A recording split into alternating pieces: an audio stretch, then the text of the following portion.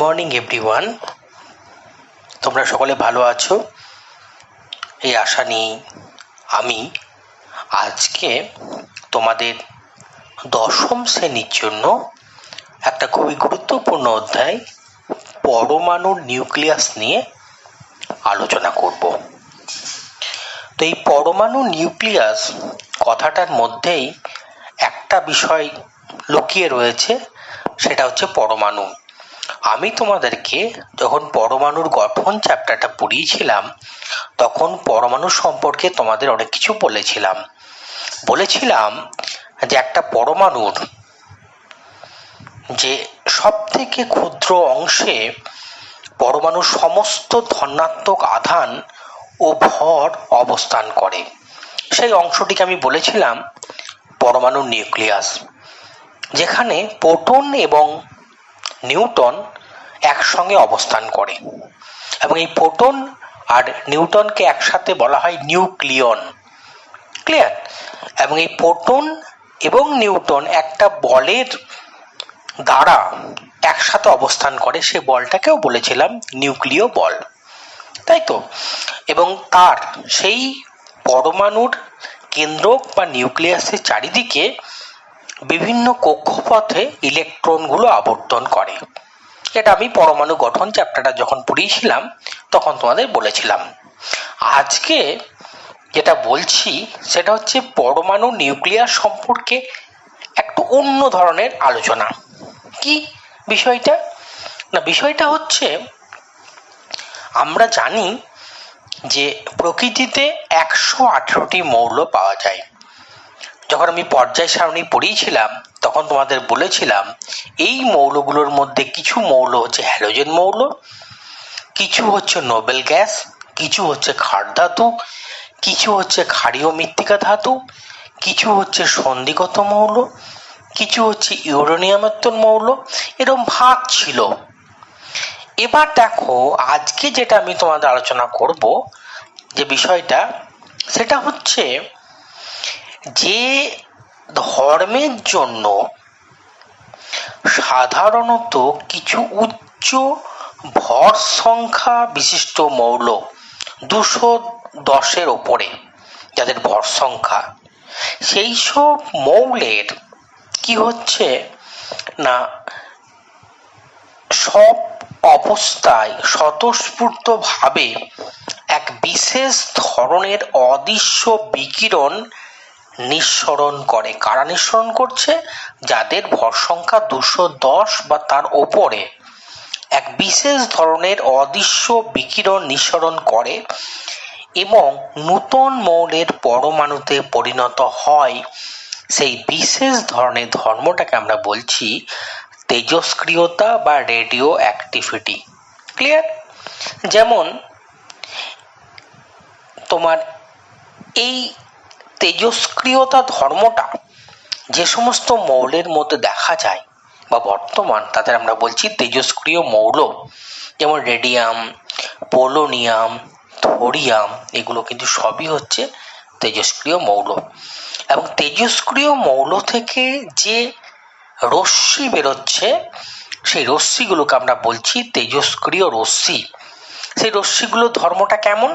এদের ভেদন ক্ষমতা খুবই উচ্চ এবং এই রশ্মিগুলো অস্বচ্ছ কাগজ বা পাতলা ধাতব পাতকে সহজেই ভেদ করতে পারে এবং এই রশ্মির এত ক্ষমতা, এর দ্বারা কোনো চাপ, আলো, তড়িৎ ক্ষেত্র, চৌম্বক ক্ষেত্র কোনো কিছুই কিন্তু এই রশ্মির যে নির্গমন সেটাকে প্রভাবিত করতে পারে না।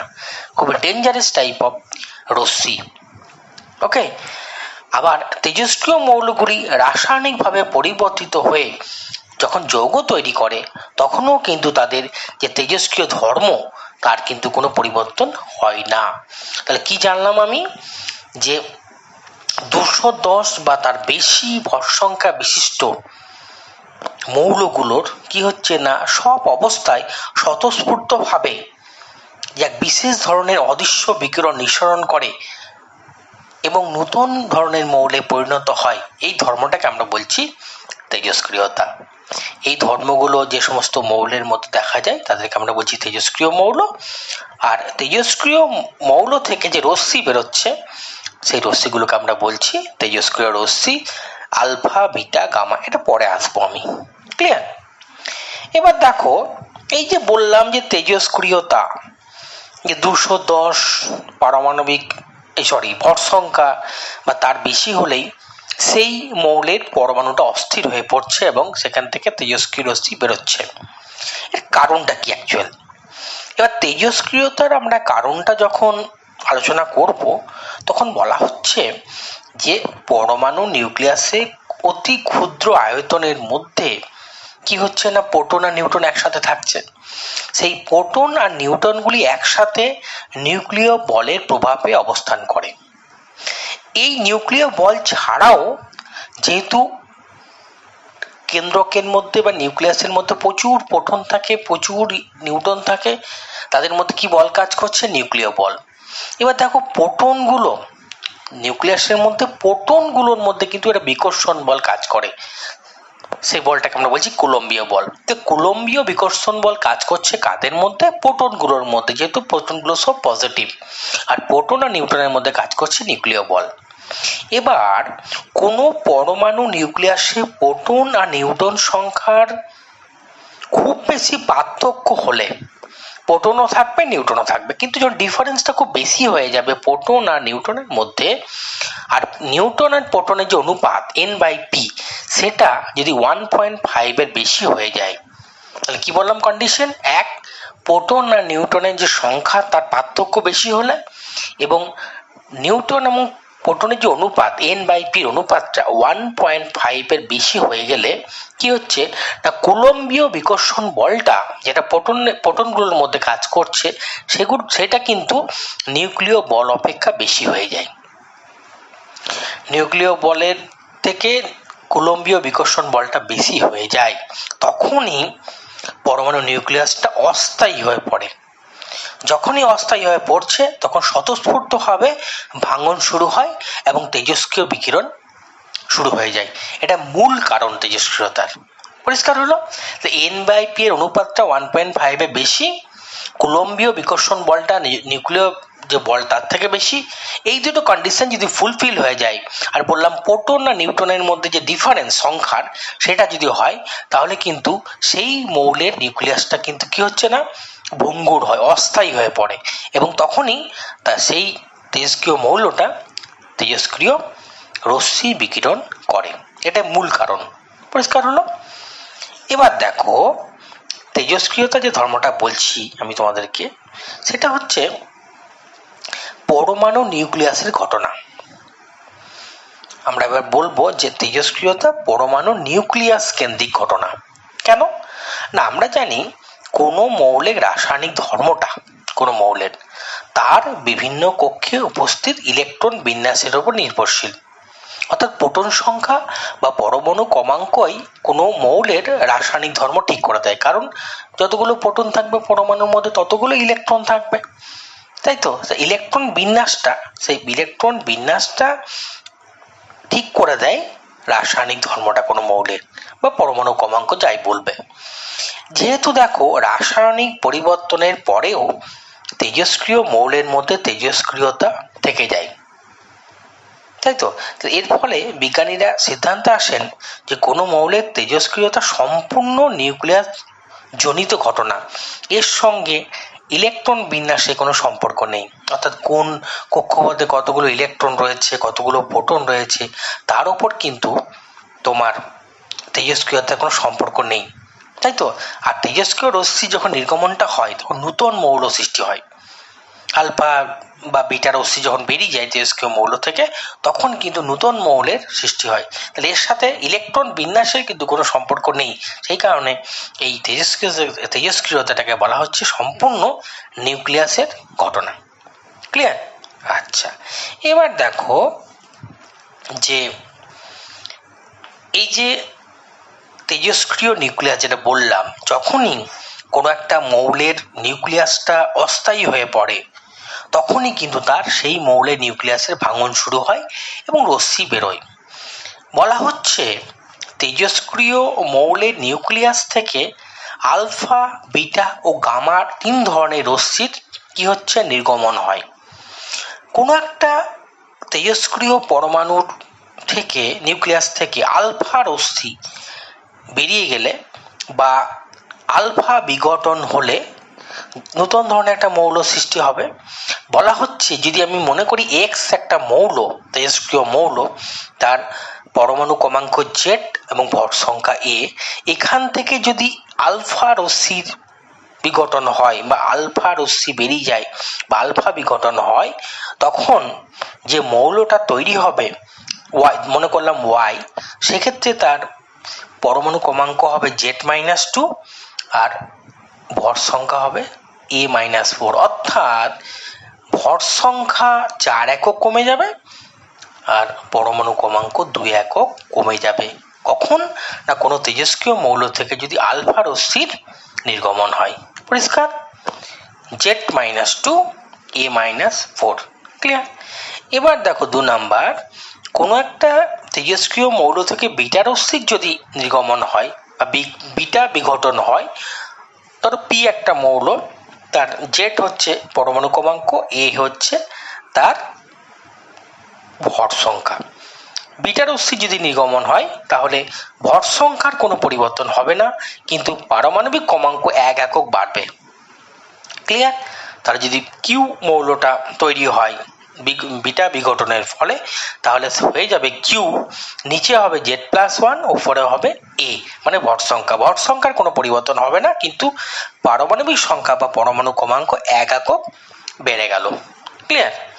এবার দেখো, কোনো একটা তেজস্ক্রিয় মৌলের আলফা বিঘটন বা বিটা বিঘটন হলে তখন নিউক্লিয়াসটিকে উত্তেজিত হয়ে যায়।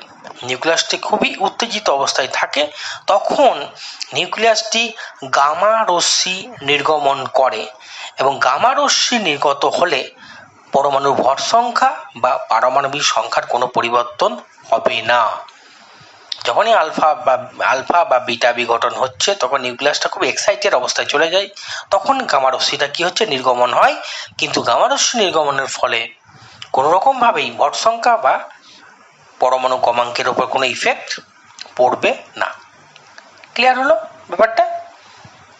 আচ্ছা, এবার দেখো তোমার যে আলফা, বিটা এবং গামা, যে তিনটে তেজস্ক্রিয় রশ্মি নিয়ে কথা আমরা বললাম, এদের মধ্যে কয়েকটা ধর্ম রয়েছে, যে ধর্মগুলো সম্পর্কে একটু আলোচনা করছি আমি। কিরকম না, প্রকৃতি, আলফা, বিটা এবং গামা প্রকৃতিটা কেমন না, আলফা রশ্মি হচ্ছে ধনাত্মক আধানবাহী কণার স্রোত, ধনাত্মক। বিটাটা হচ্ছে ঋণাত্মক আধানবাহী কণার স্রোত, আর গামাটা কিন্তু একটু ডিফারেন্ট, এটা হচ্ছে ক্ষুদ্র তরঙ্গ দৈর্ঘ্যের তড়িৎচুম্বকীয় তরঙ্গ। একটা তড়িৎচুম্বকীয় তরঙ্গ হচ্ছে গামা রশ্মিটা। আলফাটা পজিটিভ ধনাত্মক আধানবাহী, গামাটা হচ্ছে ঋণাত্মক আধানবাহী, আর এই বিটাটা হচ্ছে ঋণাত্মক আধানবাহী, আর গামাটা হচ্ছে একটা ক্ষুদ্র তরঙ্গ দৈর্ঘ্যের তড়িৎচুম্বকীয় তরঙ্গ। এবার আধানটা দেখো, আলফা কণার আধান একটা প্রোটনের আধানের দ্বিগুণ, একটা প্রোটনের যে আধান হয় তার থেকে দ্বিগুণ হচ্ছে আলফা কণার আধান। বিটাটা কি না, বিটার আধানটা ইলেকট্রনের আধানের সমান। বিটার আধানটা বিটা কণার ইলেকট্রনের আধানের সমান, আর গামার কিন্তু সম্পূর্ণ নিস্তড়িত, একেবারে নিস্তড়িত। ভর, আলফা কণার ভর প্রোটনের ভরের 4 গুণ, বিটা কণার ভর একটা ইলেকট্রনের ভরের সমান। ক্লিয়ার?